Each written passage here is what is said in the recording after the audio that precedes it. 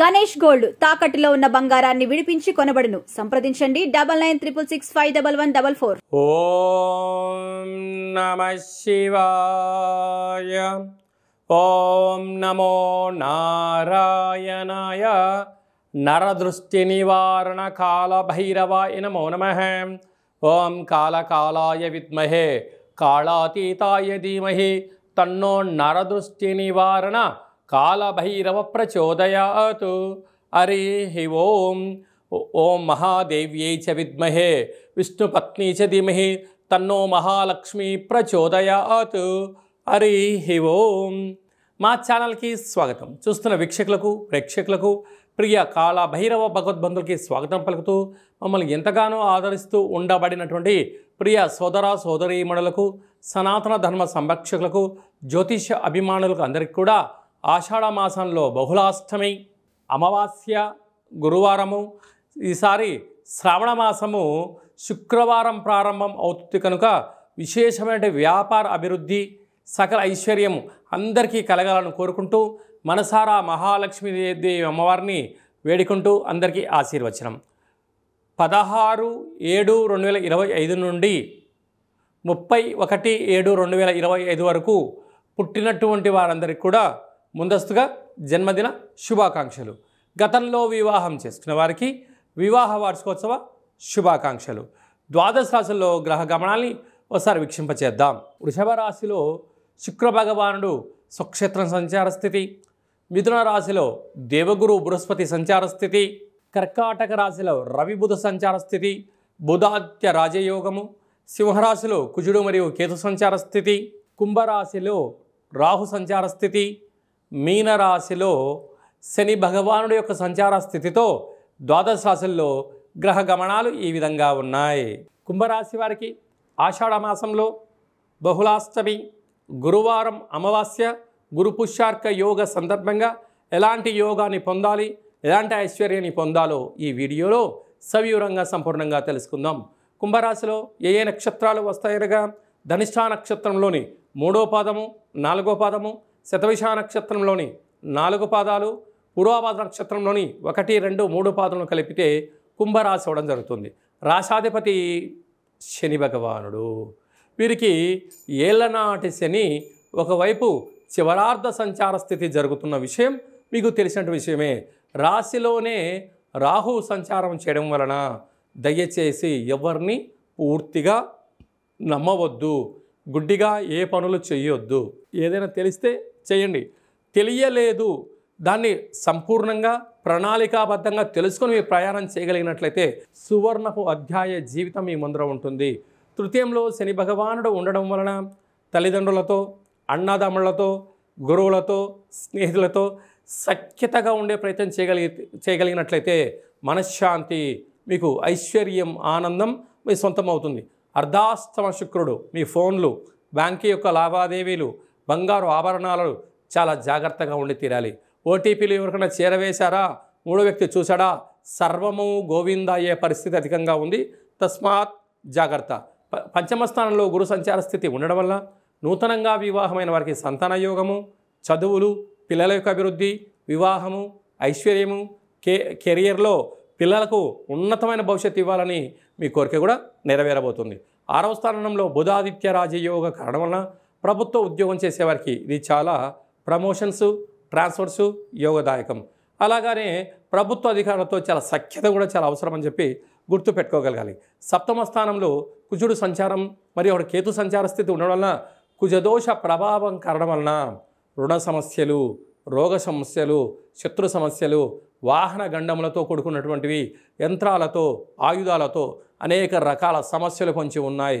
కనుక ఇలాంటి కాల సమయంలో శ్వేతార్క వరసిద్ధి మహాగణపతి స్వామి స్వరూపమైనటువంటి తెల్లజిల్లెడి యొక్క వృక్షం దగ్గర ఆషాఢమాస అమావాస్య గురువారం రోజున 27 మార్లు ప్రదక్షిణ చేయడము, పుష్పాన దీపం పెట్టడం వలన ఎన్ని కోర్టు సమస్యలు, పోలీస్ స్టేషన్లు సమస్యలు తొలగిపోతాయి.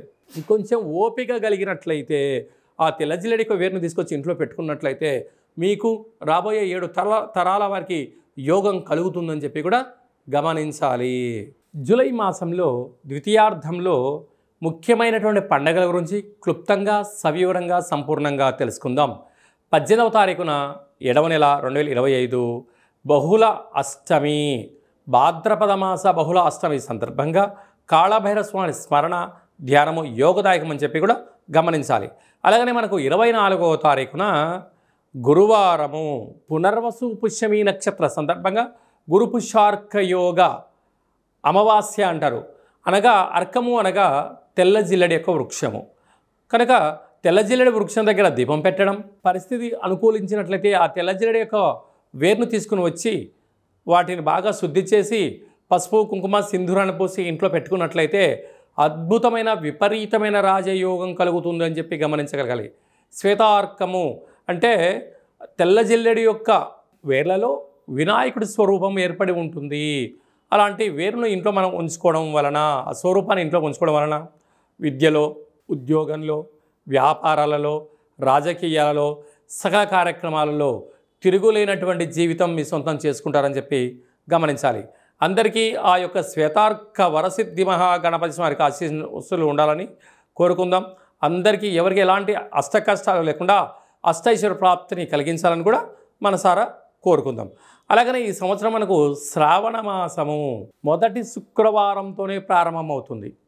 విశేషంగా పుష్యమీ నక్షత్రము ఆశ్లేష నక్షత్రంలో ప్రారంభం అవుతుంది కనుక ఈ సంవత్సరం మహాలక్ష్మీదేవి అమ్మవారిని అందరికీ విద్య, ఉద్యోగ, వ్యాపార, జన ఆకర్షణ, ధన ఆకర్షణ కలిగించే యోగ్యత శక్తి ప్రసాదించబోతుందని చెప్పి కూడా గమనించాలి.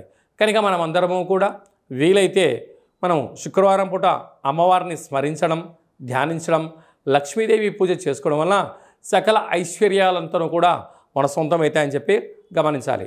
అందరికీ అమ్మవారు సకల ఐశ్వర్యాలని, అలాగే ఆదిలక్ష్మీ గణపతి, ధైర్యలక్ష్మీదేవతి, విద్యాలక్ష్మీ గణపతి, సకల ఐశ్వర్యలక్ష్మీ గణపతులు సంపూర్ణమైన ఐశ్వర్యాన్ని ప్రసాదించాలని మనసారా మనం కూడా కోరుకుందాం. మీ వ్యక్తిగత జాతకం తెలుసుకోవాలనుకుంటున్నారా? మీరు పుట్టినటువంటి తేదీ, నెల, సంవత్సరం, సమయం వ్రాసి మీరు పంపించగలిగినట్లయితే 100 సంవత్సరాల జాతకాన్ని సవివరంగా సంపూర్ణంగా వ్రాసి పంపించి మీరు పుట్టినప్పుడు గ్రహ గమనాలు ఎలా ఉన్నాయి, ప్రస్తుతం ఎలా ఉంటున్నాయి, రాబోయే కాలం ఎలా ఉండబోతున్నాయో సవివరంగా సంపూర్ణంగా తెలియజేయడం జరుగుతుంది. చాలామందికి పుట్టినటువంటి కాల సమయంలో డేటా బర్త్లు లేనటువంటి కారణం వలన పేరు యొక్క మొదటి అక్షరాన్ని అనుసరిస్తూ అలాగనే మీకు రమణ శాస్త్రం ద్వారా అనగా గవళ ద్వారా భూత, భవిష్యత్, వర్తమానాన్ని కాళభైరవ ఉపాసన చేత తెలియజేయడం జరుగుతుంది. కనుక జాతకాన్ని తెలుసుకుందాం. జీవితంలో ఉండబడినటువంటి అడ్డంకులను తొలగించుకొని అద్భుతమైన బంగారు భవిష్యత్తు జీవితానికి స్వాగతం పలుకుదామని కోరుకుందాం. కనుక ఆసక్తి గలవారు అపాయింట్మెంట్ తీసుకొని సంప్రదించగలరు. అలాగనే వివాహమైనటువంటి దంపతులు తరచుగా గొడవ పడుతున్నారా? ఎందుకు గొడవ పడుతున్నారు? మీ యొక్క వివాహ తదనంతరము మీ యొక్క పేర్లలో మార్పులు కానీ, జాతకాలలో ఏమైనా స్వల్పమైన ఇబ్బందులు ఏమైనా ఉన్నట్లయితే వాటిని సరిచేసి మీరు పాలు నీళ్ళలాగా శ్రీ పార్వతీ పరమేశ్వరులు కలిసి ఉండేటువంటి విధంగా సలహాలు సూచనలు ఇవ్వడం జరుగుతుంది. కనుక అందరము బాగుండాలి, అందులో మనం కూడా ఉండాలని కోరుకుంటూ ఆశీర్వచనం. ఓం శతమానం భవతి శతాయు పురుష సతేంద్రియ ఆయుష్యేవేంద్రియే ప్రతిష్టతి ధనం ధాన్యం బహుపుత్రలాభం శత సంవత్సరం దీర్ఘమాయు సర్వే జనా సుఖినో భవంతు లోకా సమస్తా సుఖినో భవంతు సర్వం శ్రీ మహాలక్ష్మీ దేవతార్పణమస్తు. హరి ఓం. ఈ వీడియో మీకు నచ్చినట్టయితే లైక్ చేయండి, షేర్ చేయండి. అందరికన్నా మీ వ్యక్తిగత జాతకాన్ని ముందుగా తెలుసుకోవాలి అనుకుంటున్నట్లయితే మా ఛానల్ని సబ్స్క్రైబ్ చేసుకోండి. అలాగనే ఆల్ అనే బటన్ను ప్రెస్ చేసి గంట సింబల్ ప్రెస్ చేసినట్లయితే సర్వత్రా అమ్మవారి యొక్క ఆశీస్సులు మీకు పుష్కలంగా ఉంటాయని చెప్పి కూడా గమనించాలి.